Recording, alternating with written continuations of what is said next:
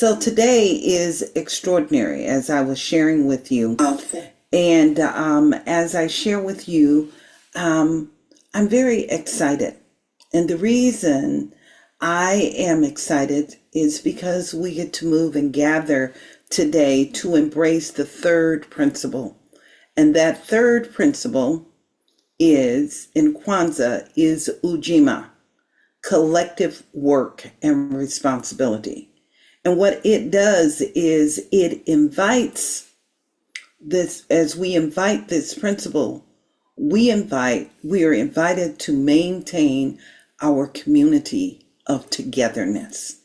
And although we are a virtual group, we are a virtual community that is here to support each other, our brothers, our sisters, our connectedness. And in that space, we move into a place where we work together. And we work together through supporting each other and anchoring each other spiritually as a collective community. So I brought a candle, and this candle is the green candle. It represents our growth.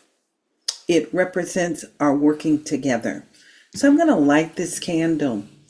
And as I light this candle, what I would like to speak to is the practical side of collective work and responsibility, because it is an opportunity for us to awaken to our understanding of the value of spiritual practice. And when we integrate spiritual practice into how we approach the collective challenges in our life, we find a deeper sense of liberation and resilience. It reminds us that we are not solving problems on a human level, but we are bringing into the sacred, the divine, and the power of unity in spirit. So I'm going to light this candle. I light this candle. And here we are, it's lit. And I light this candle for us to remember. And I'm going to invite practitioner emeritus Cindy Long to lead us in a prayer that weaves the spirit of Ujima and the transformative power of spiritual practice. And she's going to share a special reading. And before we get started, what I would like to say is I am dedicating this service to Minnie. Minnie is here with us, and we're so grateful. And to the entire group that is intentionally shown up today. There is a blessing. Let's bring Cindy forward right now. Thank you, Cindy. Grand Rising family. Let's see. I think Reverend Jerry did a really tremendous job at expressing some of the principles of Ujima, and as it's related to Kwanzaa. So I am going to share a poem with you all this morning. It's written by a woman, Mariah Mountain, uh, and it's called The Invitation.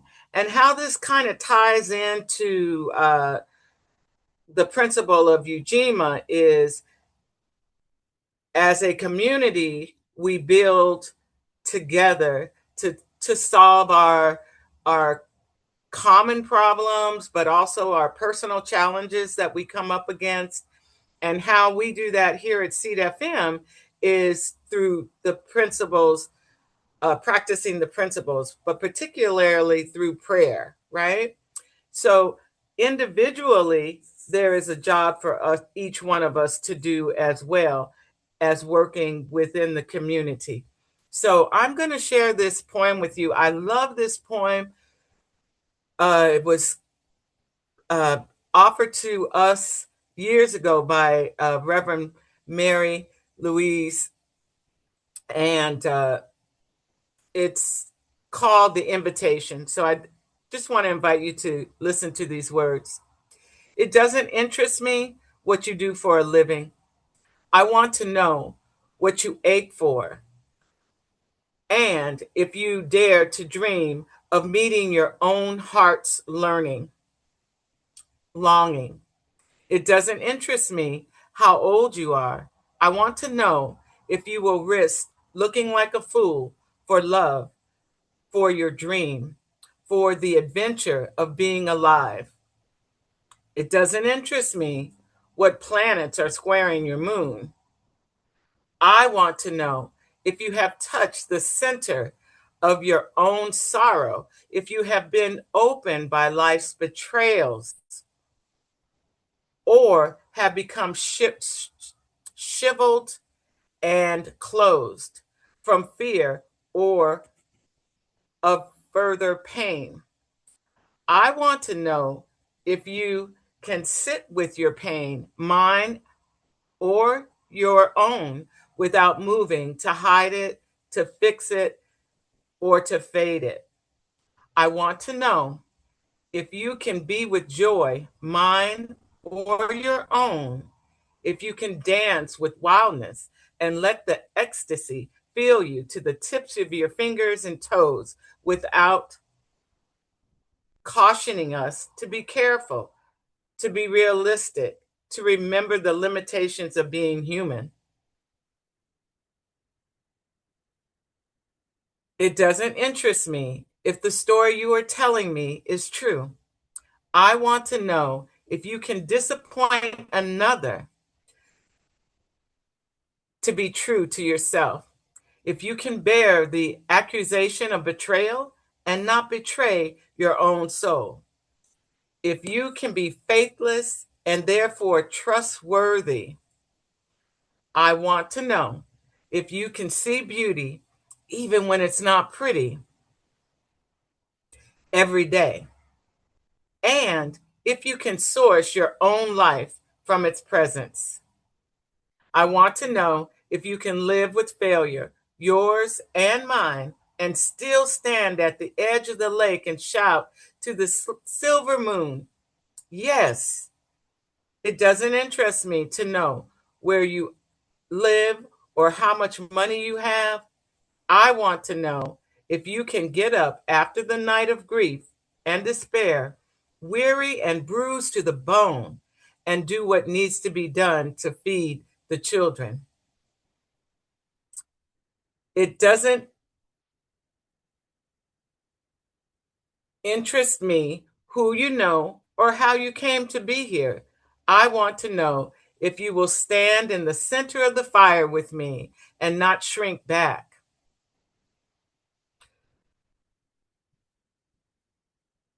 It doesn't interest me where or what or with whom you have studied. I want to know what sustains you from the inside when all else fails and all else falls away. I want to know if you can be alone with yourself and if you truly like the company you keep in the empty moments. So I'd like to invite you now to just take a breath and breathing in that consciousness and ideas and concepts of Ujima working together. And also breathing in this idea of living from the inside out and gaining strength and courage from our community members. Knowing that when we reach out our hand, there is someone there to take our hand. And so I just know and recognize that there is only one power, one presence, one divine intelligence. This mind, this presence, this divine intelligence, I'm calling it God, and I'm calling it good. The goodness that is in, through, and all around everything. I know that this presence lives and breathes and has its being in me and in each one of us. It is the thing that is breathing us.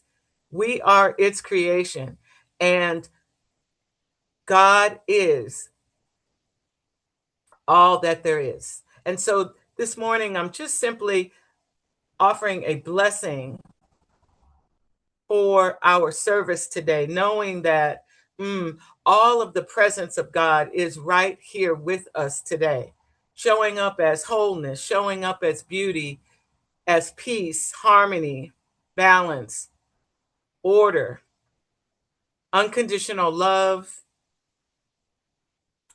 in and through each and every one of us. So I simply bless Reverend Jerry this morning as she brings our message, and Reverend Larry, and everyone that has come to make this program possible today. So I invite you to just breathe in with me as we give thanks for this perfect service, this perfect day, and for our perfect lives as we move into closing out and opening to receive this new year and creating the goodness that we desire. So I just say, and so it is. Amen. And so it is. Amen, amen, and ashe. I know that your words have power. Thank you, Cindy. And I'm so grateful. You got me when you said the invitation on Oriah Mountain Dreamer.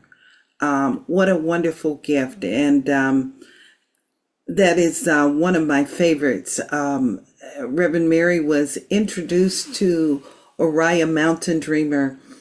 She loved to read, and Carol McLean is an ancestor now. I remember her quite fondly, and she was the one that brought her the book by Oriah Mountain Dreamer, a very beautiful book, and the practitioners utilize that. That's one of the sacred gifts, and maybe perhaps that should be my sacred gift for all of our practitioners. And that poem is an extraordinary poem.